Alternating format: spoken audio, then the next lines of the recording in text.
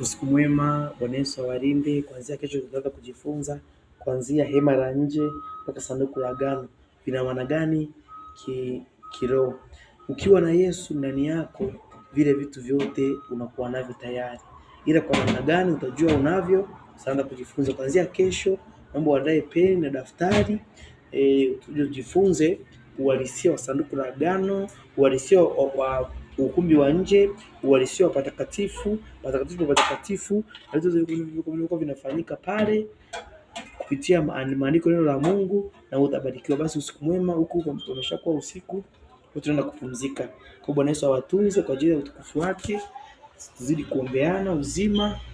Hapa tunajifunza, mimi sifundishi dini.